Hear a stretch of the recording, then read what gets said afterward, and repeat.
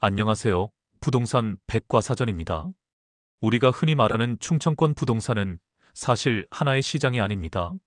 대전, 충남, 그리고 세종, 충북은 공급 구조도, 수요층도, 산업 기반도 완전히 다릅니다. 예를 들어 대전은 향후 2년 동안 1만 5천 세대 넘는 아파트가 공급될 예정입니다. 반면 세종은 같은 기간 입주 물량이 2천 세대 수준으로 공급 공백 구간에 들어갑니다.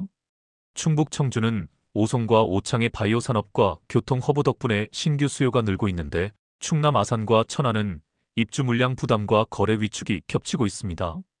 즉, 같은 충청권이지만 지금은 세종과 충북은 상대적 기회, 대전과 충남은 리스크 관리라는 구조가 뚜렷해진 상태입니다. 오늘은 이 네 지역을 심층적으로 분석해서 투자자는 어디가 기회이고 어디를 조심해야 하는지 구분할 수 있는 기준을 제시하겠습니다. 먼저 대전과 충남을 살펴보겠습니다. 대전은 향후 2년간, 즉 2025년 7월부터 2027년 6월까지 1만 5천 세대 이상의 아파트 입주가 예정돼 있습니다. 특히 2026년, 2027년에 물량이 집중돼 있어 시장에서는 공급 폭탄이라는 표현까지 나옵니다. 충남 역시 천안과 아산 신도시 축을 중심으로 입주 예정 물량이 누적되어 있습니다. 예를 들어 천안 불당, 아산 탕정 일대는 삼성 디스플레이 산업단지, 호재로 분양이 몰리며 공급 부담이 더 크게 작용할 수 있습니다. 공급이 많아지는 시점에서는 전세가가 눌리고 매매가는 약세 압박을 받을 가능성이 큽니다. 대전은 행정과 교육 중심 도시지만 대기업 본사나 신산업 거점이 제한적입니다. 대덕 연구단지라는 강점은 있으나 주거 수요가 폭발적으로 늘 만큼의 신규 산업은 아직 부족합니다. 충남은 아산과 천안이 제조업 벨트로 꼽히지만 주거 수요는 산업단지 종사자 중심이라 소득 수준과 주거 선호가 서울과 세종 대비 약합니다. 즉, 가격 프리미엄을 만들 수 있는 고소득 신규 수요가 상대적으로 적습니다. 대전은 규제 완화 지역으로 분류되어 대출 규제 부담은 수도권보다는 덜합니다. 그러나 최근 발표된 627 대출 규제, 97 부동산 대책은 지방 대도시도 심리에 타격을 줬습니다. 어차피 가격이 오르지 않을 것이라는 관망세가 짙어지며 거래가 위축되고 있습니다. 충남 아산과 천안도 같은 영향을 받고 있습니다. 분양권 전매 제한, 대출 심사 강화는 실수요자의 접근성도 낮추고 있습니다. 거래 데이터와 지표를 보면 대전의 2025년 7월 9월 아파트 거래는 전년 대비 약 30% 감소했습니다. 매매 가격 지수도 대전은 여전히 하락세를 이어가고 있습니다. 전세 가격 지수는 매매와 동반 약세이고 공급 부담이 직접적으로 반영된 모습입니다. 분양 전망 지수는 충남은 2025년 들어 지속적으로 하락하고 있으며 미분양 리스크가 점점 커지고 있습니다. 즉, 거래 절벽과 공급 증가가 동시에 나타나면 시장은 단기간 반등하기 어렵습니다. 투자자 심리에서 대전은 2020년, 2021년 폭등기 이후 기대감이 꺾였고 지금은 추가 조정이 나올 때까지 기다리는 분위기입니다. 충남은 산업 기반이 버티고는 있지만 주거 선호도가 수도권 세종에 비해 낮아 투자자들의 관심이 약합니다. 정리하면 대전과 충남은 현재 공급 폭탄, 거래 위축, 관망 심리라는 삼중고에 시달리고 있습니다. 단기 투자 매력은 낮으며 실수요 목적이 아니라면 당분간 진입을 유보하는 게 합리적입니다. 이번엔 세종을 보겠습니다. 세종은 공무원, 교원, 연구직의 순환 배치가 많습니다. 이 수요는 매매보다 전세 선호로 먼저 나타납니다. 그래서 경기가 꺾여도 전세는 강세를 유지하고 전세 가율이 높아진 뒤 매매 전환이 뒤따르는 2단계 구조가 반복됩니다. 세종의 바닥은 전세가 먼저 다집니다. 매매는 반박자 늦게 움직이죠. 정책 인프라는 이벤트가 아니라 상주가 핵심입니다. 2033년 예정인 국회 세종의사당, 2030년 목표인 대통령 세종집무실, 서울과 세종, 세종과 청주를 잇는 고속도로, 충청권 광역급행 철도 CTX, 민자유치 적격성 통과 등. 핵심은 개통과 개관 그 자체가 아니라 상주 인력의 출퇴근 체감입니다. 체크리스트는 상주 인력 추정치와 가족 동반 비율, 학군 전세 흡수 속도, 코어 매매 전환 순으로 연쇄적인 확인이 필요합니다. 세종의 생활권별 미시 구조는 세 가지 벨트로 구분됩니다. 첫째, 코어 벨트입니다. 이 지역들은 세종의 중심축, 즉 행정과 상업, 주거의 삼박자가 모두 맞물린 핵심 구간입니다. 보행 10분 생활권이 완결되는 구조로 일상 대부분을 도보로 해결할 수 있다는 점이 강점입니다. 학원, 상권, 관공서, 직장이 모두 가까워 출퇴근 동선이 짧고 생활 편의성이 높습니다. 최근에도 신고가 뉴스가 종종 등장하지만 주의할 점이 있습니다. 바로 거래 표본이 적다는 것입니다. 거래가 많지 않다 보니 한두 건의 신고가가 전체 시장을 대표하기 어렵습니다. 따라서 단순히 가격 상승만 볼 것이 아니라 체결의 연속성과 꾸준한 거래 흐름이 이어지는지를 반드시 확인해야 합니다. 둘째, 프라임벨트입니다. 이 구간은 세종의 가격 상단, 즉 상위권 시세를 형성하는 지역입니다. 다만 조심해야 할 점은 호가와 실거래가의 괴리가 커질 때입니다. 호가는 높지만 실제 거래는 따라가지 못하는 구간이 생기면 단기 조정 가능성이 커집니다. 따라서 이 벨트는 시장의 과열 경계선 역할을 한다고 보시면 됩니다. 셋째, 외곽벨트입니다. 이 지역은 낙폭이 큰 대신 가성비와 실거주 측면에서 빠르게 수요가 회복되는 특징이 있습니다. 특히 매매보다 전세 수요가 먼저 붙는 경우가 많고 실수요 중심의 거래가 활발하게 시작됩니다. 다만 중요한 점은 회복 시점입니다. 외곽 벨트는 항상 코어 벨트보다 한두 분기 정도 늦게 회복합니다. 즉, 코어 벨트의 거래 회복이 선행 신호, 외곽 벨트의 반등은 후행 반응으로 봐야 합니다. 이제 실제 시장을 진단할 때 활용하는 체크 지표 5가지를 살펴보겠습니다. 이 지표는 투자자와 실수요자 모두 현장에서 반드시 챙겨야 할 핵심 데이터입니다. 첫째, ISR, 인번토리 투 세일즈 레이시오입니다. 매물 대비 월 거래량의 비율을 말합니다. 시장에 쌓여있는 매물수, 인번토리가 월간 거래량, 세일즈 대비 어느 정도인지 보여주는 지표입니다.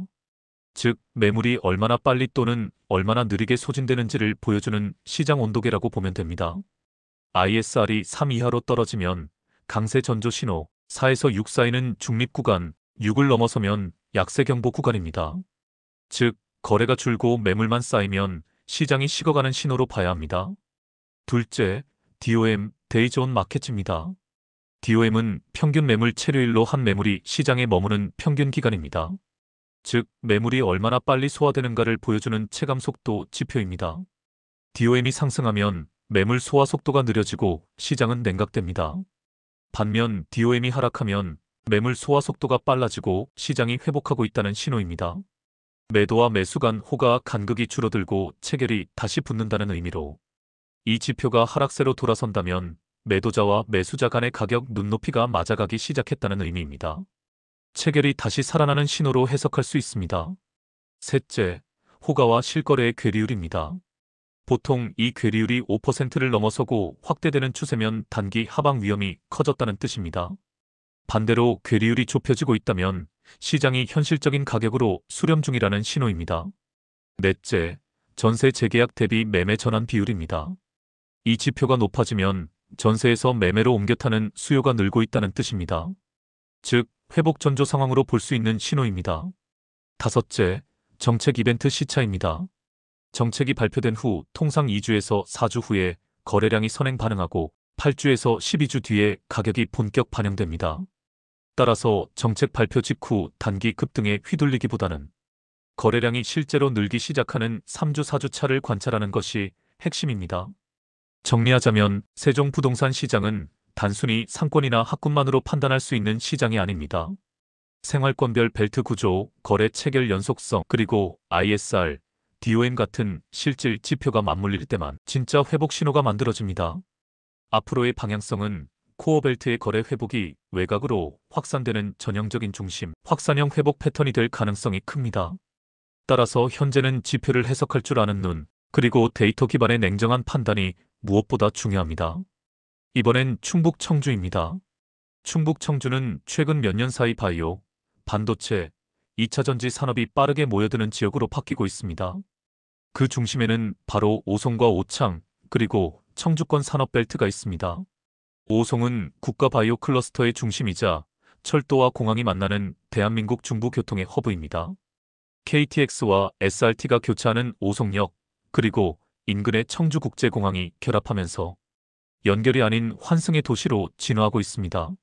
즉, 청주의 교통은 단순히 노선 개통이 아니라 환승이 줄고 대기시간 단축이 핵심입니다. 환승센터가 확충되면 출퇴근 체감 시간이 줄고 이동 효율이 높아지며 결국 기업의 시간 가치와 근로자의 삶의 질이 동시에 개선됩니다. 이 때문에 오송 일대는 기업 선호도와 주거 수요가 함께 상승하는 직주 근접과 교통허브형 성장 모델로 자리 잡고 있습니다. 충북을 대표하는 청주는 생활권별로 다음과 같이 구분됩니다. 첫째, 오송 역세권입니다. 역세권과 환승센터, 업무 밀집 지역이 공존하는 구조로 임대 수익 안정성이 매우 높습니다. 교통과 일자리, 공공기관 배후 수요가 맞물려 공실 리스크가 적다는 것이 가장 큰 강점입니다. 둘째, 오창산업단지와 방사광 가속기 배후 축입니다. 방사광 가속기와 연구단지의 R&D 파이프라인이 가동되면서 중장기적으로 토지 수요와 주거 수요가 동시에 따라붙는 구조입니다. 즉, 연구 인력과 기업 주거 수요가 꾸준히 늘어나는 기술 기반의 내생 성장 구간입니다. 셋째, 청주 도심축, 즉 흥덕구 가경 복대입니다. 교육, 의료, 상권 인프라가 완비되어 있으며 도심축의 가치 보존력이 높습니다. 신규 공급이 들어와도 기존 인프라가 탄탄하기 때문에 가격 하방이 매우 강합니다. 넷째, 테크노폴리스를 비롯한 신규 택지지구입니다. 초기에는 프리미엄이 약하지만 2년, 3년 뒤 인프라 완성도가 높아질수록 체감 가치가 달라집니다. 즉, 초기 공백기를 지나면 실거주 만족도가 빠르게 올라가는 구간입니다. 충북의 투자 전략을 프로파일별 접근법으로 보면 직주근접형 실수요자는 오송역 도보권과 셔틀 생활권, 오창 연구단지, 배후가 핵심입니다. 신축과 중소형을 우선하며 실제 출퇴근 시간을 실측해 결정하는 것이 좋습니다. 교육과 생활 인프라형 실수요자는 흥덕구와 서원구 중심축이 유리합니다. 학군, 병원 접근성, 야간 보행 안전성 등을 가격 변수로 적극 반영해야 합니다. 투자자 중 수익과 안정 혼합형은 오송 핵심 축의 소형 임대형 단지와 청주 도심 축의 중형 단지가 유리합니다. 이때 리모델링 파이프라인까지 고려해야 합니다. 레버리지는 보수적으로 접근하는 것이 원칙입니다. 결론적으로 대전과 충남은 실입주 목적 외에는 진입을 유보하는 것이 좋습니다. 세종은 전세가 바닥을 만들고 코어부터 회복합니다. 충북은 일자리와 환승으로 인한 교통 인프라가 수요를 키웁니다. 반대로 대전과 충남은 공급과 거래 절벽을 먼저 해소해야 합니다. 충청권은 하나가 아닙니다. 세종 충북은 기회, 대전과 충남은 리스크 관리가 답입니다. 이상 부동산 백과사전이었습니다. 구독, 좋아요 감사합니다.